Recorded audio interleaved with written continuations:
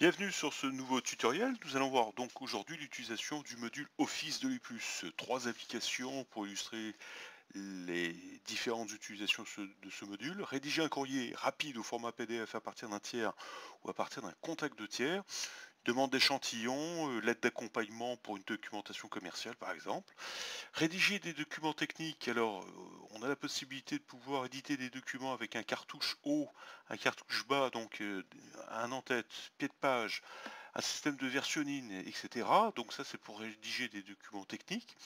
Et puis, troisième application, rédiger la partie présentation d'une proposition commerciale. Alors, en fonction des métiers, des fois, il faut une présentation commerciale assez nourrie, d'une dizaine, quinzaine de pages, voire plus. Cette application de l'E+, là, va vous être d'un grand secours et on va voir tout de suite comment faire. Voilà, donc je me retrouve maintenant sur la fiche tiers. J'ai ici un module Office activé avec donc un onglet Office qui est activé. Je me rends sur cet onglet. Je retrouve ici un éditeur complet qui permet de mettre en forme du texte. Et je me retrouve ici avec un accès sur mes bibliothèques de fragments de texte. Donc on verra tout à l'heure à la fin du module où c'est qu'on peut enregistrer ces fragments de texte. Mais l'avantage c'est de pouvoir gagner en productivité et mémoriser ces courriers. Donc par exemple nous allons éditer un courrier pour une demande d'échantillon. Et donc je vais ici pouvoir appeler tout de suite mon modèle, venir le compléter.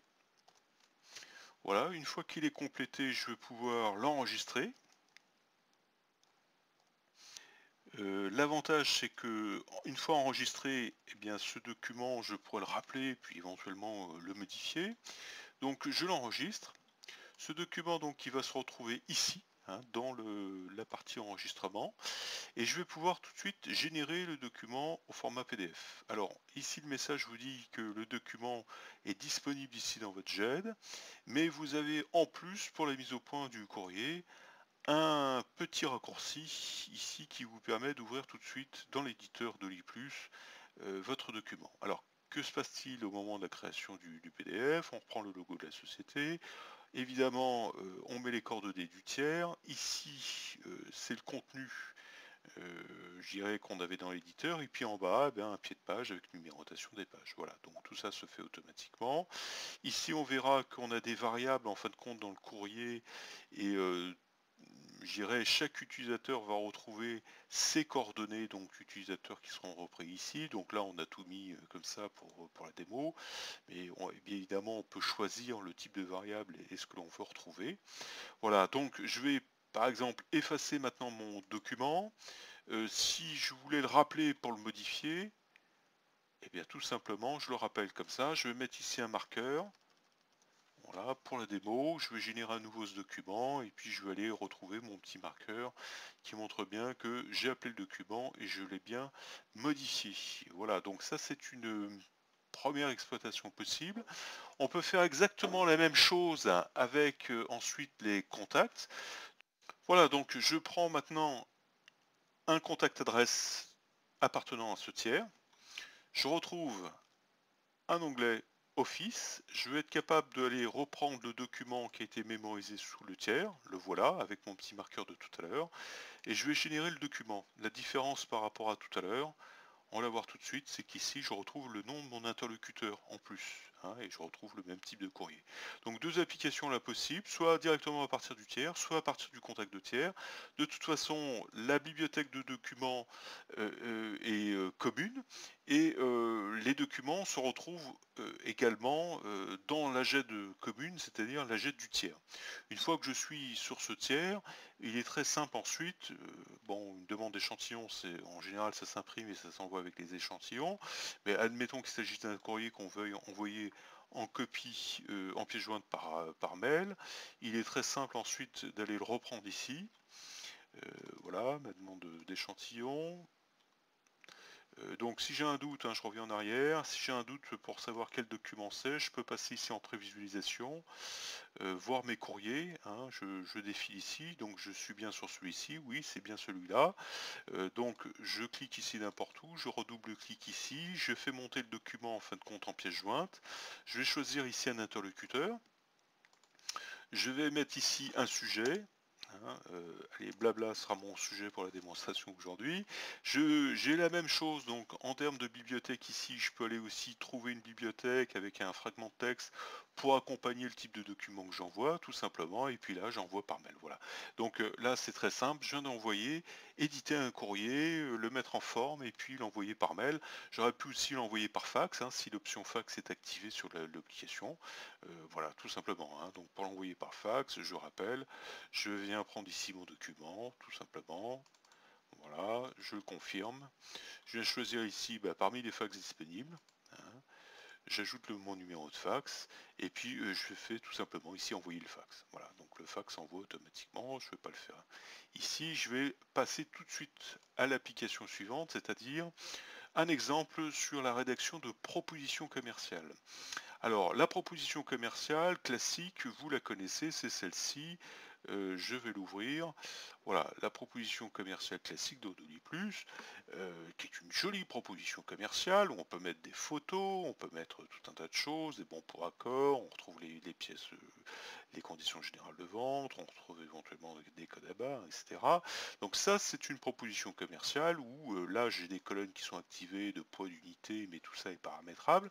Mais peu importe, c'est une proposition commerciale où je vais avoir une description relativement courte et puis je vais avoir quantité prix avec éventuellement d'autres colonnes en fonction, je dirais, du type de business dans lequel je suis.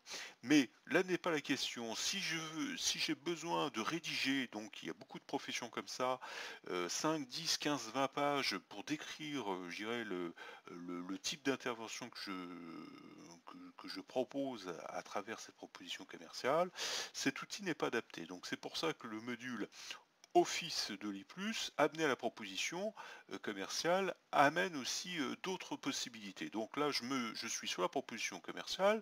Toujours pareil, je vais retrouver le module Office et je vais retrouver mon éditeur. Et c'est là que je vais pouvoir rédiger ma proposition commerciale.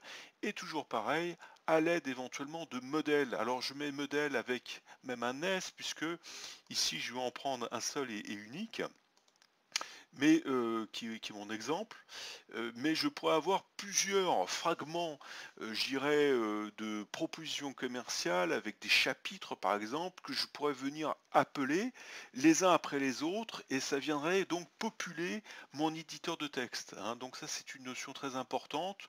C'est pas simplement un seul bloc que j'importe, je peux en importer plusieurs, hein. Donc j'ai pas d'exemple à vous montrer, mais je pense que c'est suffisamment explicite. Donc c'est toujours pareil, là je vais l'appeler test numéro 1 par exemple, je l'enregistre, je génère le PDF et on va tout de suite voir à quoi ça correspond. Donc l'avantage, c'est que je vais retrouver une présentation uniforme avec mon numéro de proposition, date de validité, etc., mon code barre et les conditions de règlement, etc. Mais je vais trouver surtout maintenant la partie rédigée. Voilà, la partie rédigée dans laquelle il peut y avoir là aussi des photos, il peut y avoir des sous de pages, il peut y avoir des sous de paragraphes, etc., etc. Donc tout ça, c'est ce que vous propose votre éditeur. Il peut y avoir des petits tableaux explicatifs. Bref, tout un ensemble de choses pour décrire et mettre le plus possible en valeur votre offre de service. Ce document, il va être enregistré. Je repasse ici dans la prévisualisation, hein. Donc la prévisualisation vous permet de voir de partout ce qu'il en est. Donc là, éventuellement, j'ai un document qui a été fait précédemment, hein, qui est rigoureusement le même en l'occurrence. Voilà, donc je peux, une fois que j'ai populé mon éditeur, modifier mon contenu, l'enregistrer, l'imprimer et puis éventuellement le reprendre un autre jour, hein. Donc, et je pourrais me servir éventuellement de ce document pour venir l'enregistrer à nouveau sous un autre document qui s'appellerait document par exemple 1, et puis recréer une proposition commerciale à partir d'une proposition déjà enregistrée et qui pourrait faire éventuellement appel à d'autres modèles de documents. Donc c'est un outil très souple qui permet bien de constater ensuite qu'on est capable d'éditer ça très rapidement, de se retrouver donc avec la partie, je dirais, chiffrée de la proposition commerciale telle qu'on l'a vu tout à l'heure, hein, avec éventuellement donc une configuration à voir avec les conditions générales de vente, etc., etc., et la partie, je dirais, texte. Voilà, qu'on retrouvera par exemple ici. Je peux éventuellement assurer une concaténation et puis envoyer tout ça à mon client ou l'envoyer en deux documents distincts avec éventuellement d'autres documents qui pourraient être des notices techniques, des fiches descriptives de produits ou de services, etc., etc. Donc ça c'est la deuxième application. On va voir tout de suite la troisième application possible. C'est de rédiger, je dirais, sur une fiche produit, une documentation. Alors une documentation avec une présentation, avec je dirais un cartouche en tête et puis pied de page. Donc je vais retrouver là aussi mon module Office. Là maintenant vous avez compris le principe, je vais directement pour gagner du temps aller prendre un document que j'ai déjà rédigé. Donc on va prendre par exemple celui-ci. Voilà, donc je l'appelle. Donc je retrouve mon produit, éventuellement avec sa photo, un petit tableau, un descriptif, etc., etc. Et je vais tout de suite bien générer le document. On va regarder à quoi ça ressemble. Donc là, le document, il va se générer avec un cartouche. On va voir tout à l'heure comment on met ce cartouche. La partie centrale. Donc là, c'est pas aligné, il y a un petit débordement, c'est pas mis en page. Et puis surtout la partie du bas qui est un cartouche. Alors, comment ça se passe? Les cartouches viennent se choisir ici. C'est toujours pareil, on a un principe de modèle, donc je peux avoir plusieurs types de cartouches et venir ici les changer. Une fois que le cartouche est mis en place, bien évidemment, on va le retrouver sur toutes les pages automatiquement. Et la même chose sur la partie pied de page. Partie pied de page dans laquelle je peux avoir des variables, hein, où je peux indicer par exemple les indices de révision, des références, etc. Je peux venir mettre des variables, ce qui fait que ça vient se populer automatiquement.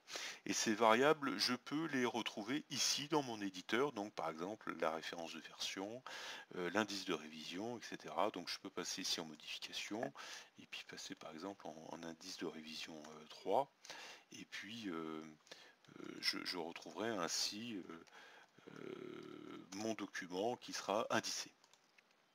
Voilà.